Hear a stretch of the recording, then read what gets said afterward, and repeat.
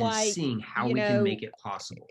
So what I if don't you know that you're said ever, if you your don't work need is a your seat to calling, I get think on an it's airplane? more Well, work-life that's crazy. integration. You have to have a seat. How could you But possibly what get I on and do not want know to where you're encourage sitting? you to do And is that's to what tighten Southwest your did, filter. right? As if you have flown And you say, well, Southwest, Dr. you Debbie, know what are you you don't talking get a about? seat.